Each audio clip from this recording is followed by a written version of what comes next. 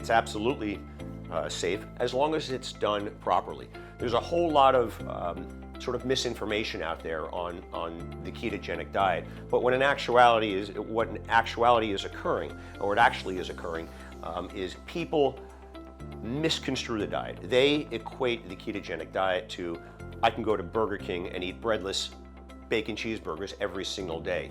That is not good for the body. Sure, you're going to lean out, all right? So the insulin signal is low, and the low insulin, okay, which is generated on these ketogenic protocols, independent of what you're eating, as long as you're sticking to your macronutrients. So low carbohydrates, typically less than 25 grams, high fats, and sort of mild to moderate protein loads.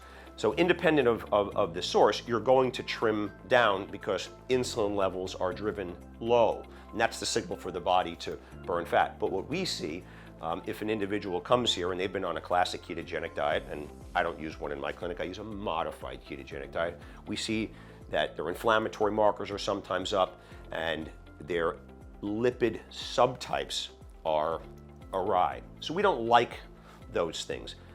The way a ketogenic diet should be followed is by eating healthy fats, not the fats that are in burnt McDonald's or Burger King hamburgers, because there's a lot of byproducts of the preparation that are really bad for you in the context of the fat content, et cetera, et cetera. But an individual should consume healthy fats. So what type of fats does that mean? That means things like olive oil, macadamia nuts, okay, natural peanut butter.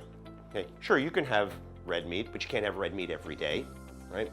There's a thought, or it's more than a thought, in the literature that heavy consumption of red meat is associated with higher incidence of the development of colorectal cancer. So for that reason alone, my recommendation is no more than once a week. If you are on a ketogenic diet, should you be consuming, or even on a modified ketogenic diet, should you be consuming red meat? And when you eat red meat, you should be cooking it in olive oil and under low heat.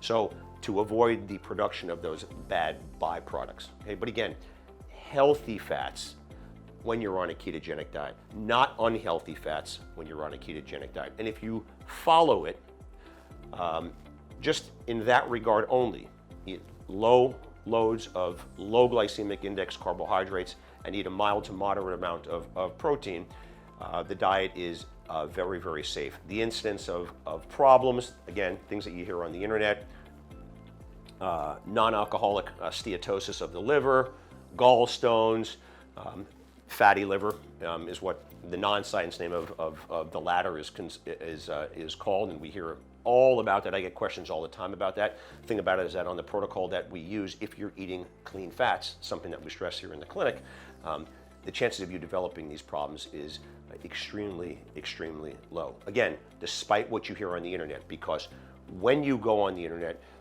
the diet has been completely misconstrued, or the protocol has been misconstrued, and people are assume that when they're on the ketogenic protocol, it gives them license to go to Burger King every day and eat garbage, what I call garbage fats, instead of clean, healthy fats. The fats that are seen as an example on a classic Mediterranean diet, right? Again, olive oil, nuts, peanut butter, things like that. So that's the answer to that question.